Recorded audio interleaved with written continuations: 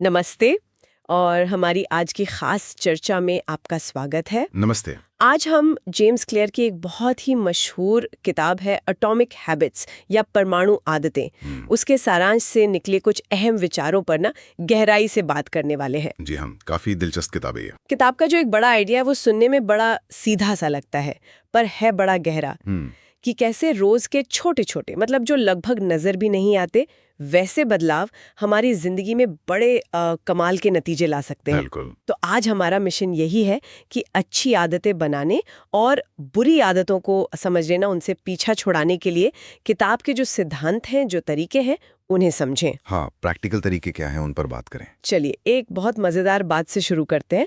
किताब कहती है कि अगर कोई रोज सिर्फ 1% 1% बेहतर बनता जाए तो साल खत्म होते होते वो 37 गुना 37x बेहतर हो सकता है। हाँ, ये आंकड़ा चौंकाता है पहली बार सुनने में। है ना? क्या वाकई ऐसा हो सकता है? ये इस बात पर जोर देता है कि तरक्की एकदम से नहीं होती, बिल्कुल नहीं, बल्कि लगातार छोटे छोटे सुधारों का नतीजा होती है। हाँ, ये जो 1% वाला आइडिया है ना, ये सुनने में बहुत छोटा लगता है, पर इसका असर वो जैसे चक्रवृद्धि ब्याज होता है ना, वैसा है, कंपाउंडिंग इफेक्ट। अच्छा, कंपाउंडिंग जैसे पैसों में होता है। बिल्कुल, जैसे पैसा धीरे धीरे बढ़ता है वैसी हमारी अच्छी आदतें भी समय के साथ जुड़कर बहुत बड़ा फर्क पैदा करती हैं। और यही वजह है कि हमारी जिंदगी अगर आप देखें तो असल में हमारी आदतों का ही तो जोड़ है। सही बात है। हम रोज जो छोटे छोटे काम करते हैं, चाहे वो सुबह उठ के पानी पीना हो या रात को देर तक फोन देखना, वही सब मिलकर तय करते हैं कि हम कहाँ पहुंचेंगे। लोग अक्सर क्या करते हैं, शुरुआत में बड़े जोश में होते हैं। हाँ, होता है। लेकिन जब फौरन नतीजे नहीं दिखते तो हिम्मत हार जाते हैं। वो ये भूल जाते हैं कि प्रोग्रेस यानी तरक्की वो सीधी रेखा में नहीं चलती। अच्छा। शुरुआत में बहुत धीमी लगती है, एकदम सपाट, और फिर अचानक तेजी पकड़ती है। एटॉमिक हैबिट्स का मतलब ही यही है, छोटे परमाणु जैसे बदलाव जो मिलके एक बड़ी शक्ति बन जाते हैं। अच्छा, तो ये कंपाउंडिंग वाली बात सिर्फ पैसों पर ही नहीं, आदतों पर भी लागू होती है। ये तो सोचने वाली बात है। बिल्कुल। तो फिर सवाल ये उठता है कि अगर हमारी जिंदगी इन्हीं छोटी छोटी आदतों से बनती है तो हम इन्हें अपने काबू में कैसे करें? मतलब जानबूझकर अच्छी आदतें कैसे बनाएं और बुरी आदतों को कैसे छोड़ें? कोई सिस्टम होना चाहिए ना इसके लिए। बिल्कुल बिल्कुल। और यहीं पर किताब का जो व्यावहारिक ढांचा है, प्रैक्टिकल फ्रेमवर्क, वो काम आता है। अच्छा। जेम्स क्लियर आदतें बनाने या बदलने के लिए व्यवहार परिवर्तन के 4 बड़े सरल नियम बताते हैं। 4 नियम? हाँ, 4। और ये कोई मुश्किल सिद्धांत नहीं है, बल्कि ठोस कदम है, एक्शनेबल स्टेप्स। ठीक है। पहला नियम है, संकेत को स्पष्ट या जाहिर बनाओ। संकेत मतलब ट्रिगर? हाँ, ट्रिगर। दूसरा, इच्छा या आकर्षण को आकर्षक बनाओ, मेक इट अट्रैक्टिव। आकर्षक। तीसरा, प्रतिक्रिया को आसान बनाओ, मेक इट इजी। आसान। और चौथा, इनाम को संतोषजनक बनाओ, मेक इट सैटिस्फाइंग। संतोषजनक। ये चारों मिलकर आदत का एक चक्र, एक लूप पूरा करते हैं। स्पष्ट, आकर्षक, आसान, संतोषजनक। सुनने में तो सीधे लगते हैं, पर क्या इनमें कोई खास तरतीब है?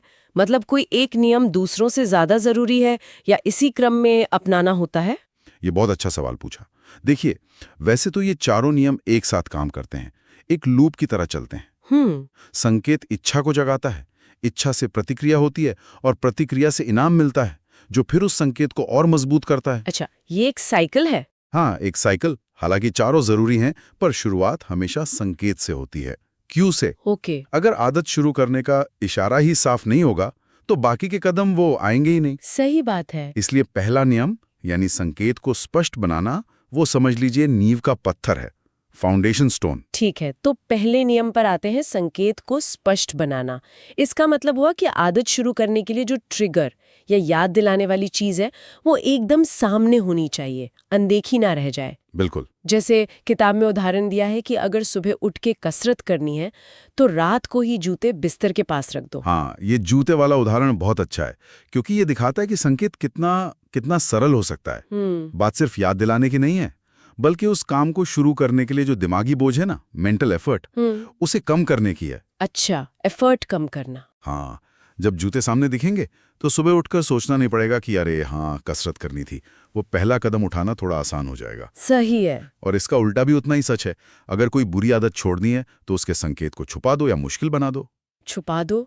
जैसे जैसे अगर फोन का इस्तेमाल कम करना है तो उसे दूसरे कमरे में रख सकते हैं रात को, या ऑफिस में है तो दराज में रख दें। ओ हाँ। माहौल बदलना, अपने एनवायरनमेंट बदलना अक्सर इच्छा शक्ति, विल पावर से ज्यादा असरदार होता है। माहौल बदलना इच्छा शक्ति से ज्यादा असरदार, ये बात तो गांठ बांधने लायक है। बिल्कुल। चलिए अब दूसरे नियम पर आते हैं, आदत को आकर्षक बनाना। मतलब सिर्फ संकेत मिलना काफी नहीं है, उस काम को करने की इच्छा भी तो होनी चाहिए, है ना? बिल्कुल, यहीं पर हमारी भावनाएं, हमारी इच्छाएं वो काम आती हैं। आदत को आकर्षक बनाने का मतलब है उसे ऐसा बनाना कि हमारा दिमाग उसे करने के लिए उत्साहित हो। किताब में एक तरीका बताया गया है, टेम्पटेशन बंडलिंग। टेम्पटेशन बंडलिंग, ये क्या है? हाँ, प्रलोभ इनका जोड़ना। आप एक ऐसी आदत जो आपको करनी चाहिए, जैसे कसरत? हाँ, जैसे कसरत, उसे एक ऐसी आदत के साथ जोड़ दें जो आप करना चाहते हैं। जैसे अपना पसंदीदा पॉडकास्ट सुनना। ओह अच्छा। तो आप तय कर सकते हैं कि आप अपना पसंदीदा पॉडकास्ट सिर्फ कसरत करते समय सुनेंगे। सिर्फ तभी? हाँ, इससे कसरत ज्यादा आकर्षक लगने लगती है क्योंकि आपका दिमाग उस पसंदीदा काम के होने का इंतजार करता है। ये डोपामिन रिलीज से जुड़ा है। जब हम किसी मजेदार चीज की उम्मीद करते हैं तो डोपामिन निकलता है जो हमें काम करने के लिए प्रेरित करता है। अच्छा। तो यहाँ हम आदत को सीधे तौर पर नहीं बल्कि उसके साथ जुड़ी उम्मीद को आकर्षक बना रहे हैं। तो ये सिर्फ आदत के बाद मिलने वाले इनाम के बारे में नहीं है, बल्कि उस इच्छा के बारे में है जो पहले ही जाग जाती है। जी हाँ। ये तो बड़ा दिलचस्प है। लेकिन मान लीजिए कोई ऐसी जरूरी आदत है जिसे आकर्षक बनाना बहुत मुश्किल हो, जैसे किसी मुश्किल विषय की पढ़ाई करना, उसे कैसे आकर्षक बनाया जाए? हाँ, ये एक व्यवहारिक चुनौती है। बिल्कुल है। हर आदत को सीधे तौर पर मजेदार बनाना शायद मुमकिन ना हो। सही बात है। लेकिन हम उसके प्रति अपना नजरिया बदल सकते हैं, उसे रिफ्रेम कर सकते हैं। नजरिया बदलना कैसे? किताब एक और तरीका सुझाती है, उस आदत के फायदों पर ध्यान केंद्रित करना, ना कि मुश्किलों पर। अच्छा। जैसे मुश्किल विषय पढ़ने को ज्ञान बढ़ाने का मौका या परीक्षा में अच्छे नंबर लाने का रास्ता। दूसरा, आप अपने आसपास ऐसे लोगों के साथ जुड़ सकते हैं जिनके लिए वो आदत सामान्य और आकर्षक हो। मतलब ग्रुप्स या दोस्त? हाँ, सामाजिक माहौल का बहुत असर पड़ता है। अगर आपके दोस्त रोज पढ़ते हैं या आपके साथ कसरत करते हैं तो आपके लिए भी वो काम ज्यादा सामान्य और शायद आकर्षक बन जाएगा। हाँ, संगत का असर तो होता ही है। ठीक है, चलिए अब तीसरे नियम पर आते हैं, प्रतिक्रिया को आसान बनाना, मेक इट इजी। जी। इसका मतलब है कि आदत को करने में जो मेहनत या रुकावट आती है उसे कम करना। मुझे लगता है ये बहुतों के लिए सबसे बड़ी चुनौती होती है, शुरुआत करना। बिल्कुल सही कहा आपने। हम अक्सर बड़ी बड़ी आदतें बनाने का सोचते हैं, जैसे रोज 1 घंटा जिम जाना। हाँ, नए साल पर अक्सर होता है। बिल्कुल। और फिर पहले दिन ही थक जाते हैं या शुरू ही नहीं कर पाते। तीसरा नियम कहता है, आदत को इतना आसान बना दो कि उसे न करना मुश्किल लगे। न करना मुश्किल लगे। हाँ, यहीं पर किताब का मशहूर 2 मिनट का नियम आता है, 2 मिनट रूल। 2 मिनट का नियम, ये क्या है? किसी भी नई आदत को उसके सबसे छोटे 2 मिनट के संस्करण में बदल दो। सिर्फ 2 मिनट? हाँ, जैसे रोज किताब पढ़ना बन जाता है रोज 1 पन्ना पढ़ना। अच्छा। रोज योगा करना बन जाता है योगा मैट बिछाना। सिर्फ बिछाना? हाँ, सिर्फ बिछाना। रोज दौड़ना बन जाता है अपने दौड़ने वाले जूते पहनना। मकसद सिर्फ शुरुआत करना है, उस पहली रुकावट को जिसे एक्टिवेशन एनर्जी कहते हैं उसे पार करना है। एक बार जब आप शुरू कर देते हैं तो आगे बढ़ना अक्सर आसान हो जाता है। 2 मिनट का नियम, ये सुनने में तो बहुत कारगर लगता है, खासकर तब जब आलस आ रहा हो। जी हाँ। लेकिन यहाँ एक सवाल मेरे मन में आ रहा है जो शायद कुछ श्रोताओं के मन में भी हो। पूछिए। अगर हम हमेशा चीजों को इतना आसान बनाते रहेंगे तो क्या हम बड़े महत्वाकांक्षी लक्ष्य हासिल करने से पीछे नहीं हट जाएंगे? क्या हम हमेशा छोटे छोटे कदमों में ही अटके रह जाएंगे? ये एक बहुत ही वैलिड चिंता है, वाजिब सवाल है। लेकिन 2 मिनट के नियम का मतलब ये नहीं है कि आप हमेशा 2 मिनट पर ही अटके रहें। अच्छा। ये सिर्फ शुरुआत करने का तरीका है, आदत को स्थापित करने का तरीका है। Standardise before you optimise. एक बार जब आप रोज योगा मैट बिछाने की आदत डाल लेते हैं तो फिर उस पर कुछ मिनट योगा करना स्वाभाविक अगला कदम बन जाता है। ओके। किताब का तर्क है कि पहले उपस्थित होना, शोइंग अप जरूरी है। कंसिस्टेंसी इज की। मात्रा या तीव्रता बाद में बढ़ाई जा सकती है। अच्छा, पहले बस करना शुरू करें। हाँ, असल में लगातार छोटे कदम उठाना ही बड़े लक्ष्यों तक पहुंचने का सबसे भरोसेमंद तरीका है, बजाय इसके कि हम बड़े कदम उठाने की कोशिश में बार बार असफल हों। पहले आदत बनाएं, फिर उसे बेहतर करें। समझ गई। पहले नियमितता, फिर तीव्रता। Consistency first, intensity later. ठीक है, अब आते हैं चौथे और आखिरी नियम पर, इनाम को संतोषजनक बनाना, मेक इट सैटिस्फाइंग। जी आदत पूरी करने के बाद कुछ अच्छा महसूस होना चाहिए। हाँ, और यहाँ सबसे जरूरी बात है इनाम का तुरंत मिलना, इमीडिएसी। तुरंत? हाँ, हमारा दिमाग जो है ना वो भविष्य के बड़े फायदों के बजाय तुरंत मिलने वाली संतुष्टि को ज्यादा तवज्जो देता है। हाँ, ये तो है। यही कारण है कि बुरी आदतें जैसे जंक फूड खाना या सोशल मीडिया स्क्रॉल करना इतनी आसानी से लग जाती हैं। उनका इनाम, वो मजा तुरंत मिलता है। बिल्कुल। अच्छी आदतों जैसे कसरत या बचत करना का इनाम अक्सर देर से मिलता है, भविष्य में। हाँ, सेहत तो बाद में बनेगी। बिल्कुल। इसलिए अच्छी आदत को मजबूत करने के लिए उसे पूरा करने के तुरंत बाद खुद को कोई छोटा संतोषजनक इनाम देना जरूरी है। छोटा सा इनाम जैसे? ये कुछ बड़ा होना जरूरी नहीं, जैसे कसरत पूरी करने के बाद अपनी प्रोग्रेस ट्रैक करना, या कोई सेहतमंद स्मूदी पीना, या बस एक पल रुककर अच्छा महसूस करना कि आपने जो सोचा था वो किया। That feeling of accomplishment. ये सकारात्मक भावना दिमाग को संकेत देती है कि भाई ये मेहनत बेकार नहीं गई और इसे दोहराना चाहिए। यही चीज आदत के चक्र को पूरा करती है और अगली बार उसे करने की संभावना बढ़ाती है। तो मतलब ये नहीं कि हर बार कसरत के बाद चॉकलेट खानी है? हाँ, नहीं, बिल्कुल नहीं। ये छोटे संतोषजनक एहसास कुछ और भी हो सकते हैं? बिल्कुल। जैसे कि सिर्फ अपनी प्रगति को नोट करना? बिल्कुल, बल्कि इनाम आपकी पहचान और मूल्यों से जुड़ा होना चाहिए। पहचान से? हाँ, अगर आप सेहतमंद बनने की कोशिश कर रहे हैं तो इनाम भी ऐसा हो जो उस पहचान को मजबूत करे, न कि कमजोर। चॉकलेट शायद कमजोर कर दे। सही बात है। अपनी प्रगति ट्रैक करना एक बहुत शक्तिशाली इनाम हो सकता है, क्योंकि ये आपको दिखाता है कि आप आगे बढ़ रहे हैं। एक कैलेंडर पर हर दिन क्रॉस लगाना जब आप अपनी आदत पूरी करते हैं, ये देखने में बहुत संतोषजनक लगता है। Don't break the chain. हाँ, वो चेन बनाने वाला तरीका। अच्छा, यहाँ बात और दिलचस्प हो जाती है। किताब सिर्फ इन 4 नियमों के बारे में ही नहीं है, ये एक और गहरे विचार पर जोर देती है, पहचान आधारित आदतें, आइडेंटिटी बेस्ड हैबिट्स। ये क्या चीज है? ये शायद किताब के सबसे शक्तिशाली, सबसे प्रोफाउंड विचारों में से एक है। अच्छा। ज्यादातर लोग जब आदतें बदलने की कोशिश करते हैं तो अपने लक्ष्यों पर ध्यान देते हैं, आउटकम बेस्ड अप्रोच, जैसे वजन कम करना है, किताब लिखनी है। हाँ, यही सोचते हैं सब। पहचान आधारित नजरिया इसके उलट है। यहाँ ध्यान इस पर होता है कि आप किस तरह का इंसान बनना चाहते हैं, who you wish to become. किस तरह का इंसान? हाँ, मिसाल के तौर पर लक्ष्य हो सकता है, मुझे ये किताब पढ़नी है। पहचान आधारित सोच होगी, मैं एक पाठक हूँ। ओह, मैं एक पाठक हूँ। या लक्ष्य हो सकता है, मुझे मैराथन दौड़नी है। पहचान आधारित सोच होगी, मैं एक धावक हूँ। जब आप अपनी पहचान बदलते हैं तो आपकी आदतें स्वाभाविक रूप से उस पहचान के अनुरूप ढलने लगती हैं। You act in alignment with your identity. मतलब आप वो काम इसलिए नहीं करते कि आपको करना पड़ रहा है, बल्कि इसलिए करते हैं क्योंकि आप वैसे ही इंसान हैं। It's who you are. यानी आदतें सिर्फ वो नहीं जो हम करते हैं, बल्कि वो सबूत हैं जो हम खुद को देते हैं कि हम कौन हैं। वाओ, ये तो काफी गहरा है ना? हाँ, मैं एक पाठक हूँ। बिल्कुल। सोचने वाला व्यक्ति स्वाभाविक रूप से पढ़ने के मौके ढूंढेगा। बिल्कुल। लेकिन क्या ये पहचान बदलना आसान है? खासकर अगर पुरानी पहचान बहुत मजबूत हो। जैसे कोई सोचता है मैं तो आलसी हूँ। आसान तो नहीं है, बिल्कुल नहीं है, लेकिन ये मुमकिन है। किताब कहती है कि हर बार जब आप कोई आदत पूरी करते हैं तो आप अपनी उस नई पहचान के पक्ष में एक वोट डाल रहे होते हैं।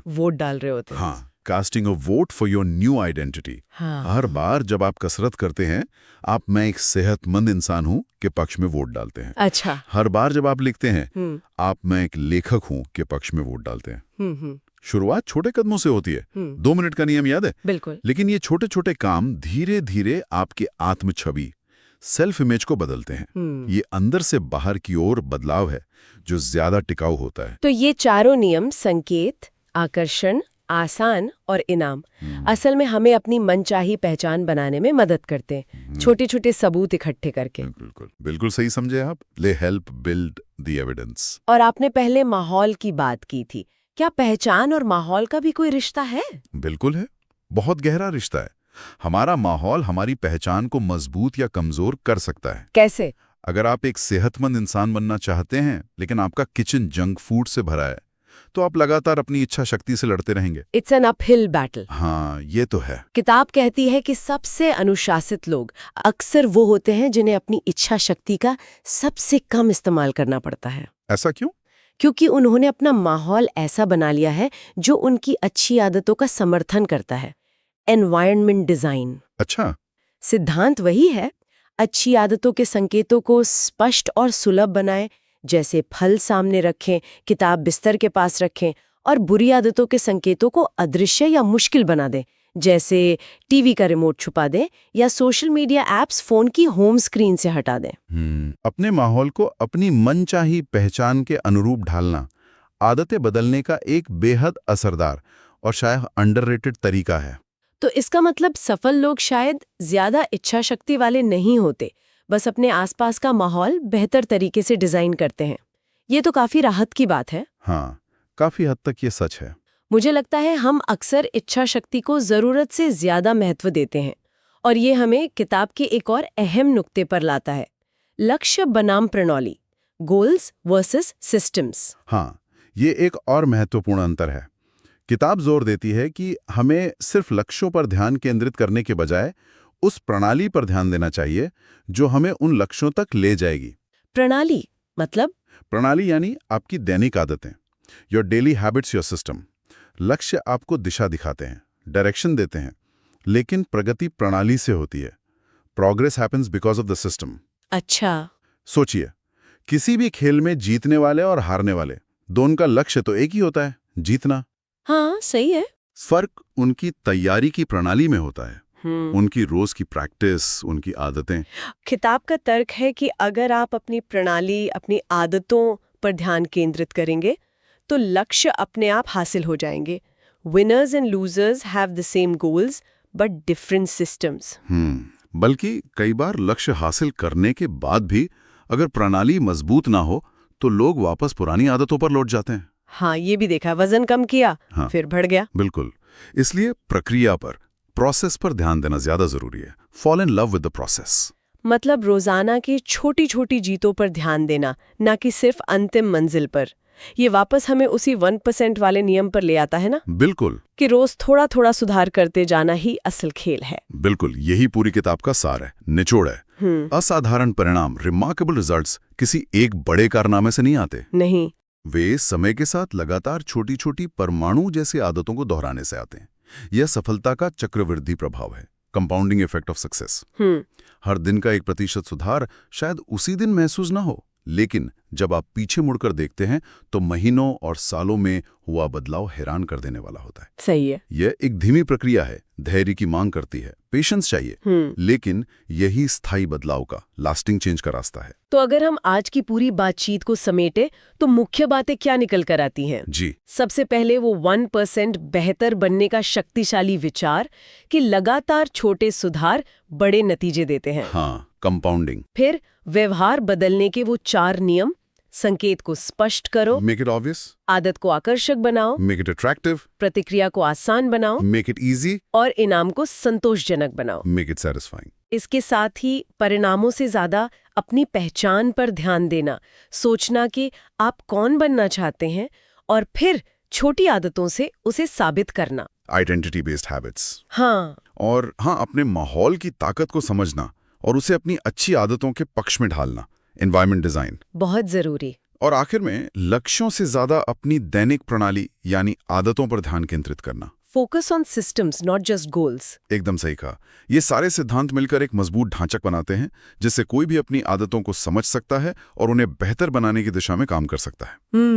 ये रातों रात होने वाला जादू नहीं, पर हाँ, एक सतत प्रक्रिया है, अ कंटिन्यूअस प्रोसेस। आप जब हमने इन सब पर बात कर ली है तो श्रोताओं की सोचने के लिए एक सवाल छोड़ते हैं। जरूर। तो आज कोई व्यक्ति अपने माहौल में ऐसा कौन सा एक छोटा सा बदलाव कर सकता है जो उसे अपनी इच्छित पहचान की ओर ले जाए, भले ही वो अभी कितना भी महत्वहीन क्यों ना लगे? What's one small change in the environment? ये वाकई सोचने लायक सवाल है। अपने माहौल में वो एक छोटा सा बदलाव। उम्मीद है एटॉमिक हैबिट्स के इन विचारों पर हुई इस चर्चा से आपको कुछ नया सोचने और शायद करने की प्रेरणा मिली होगी। उम्मीद तो यही है। आज के लिए बस इतना ही। धन्यवाद। धन्यवाद।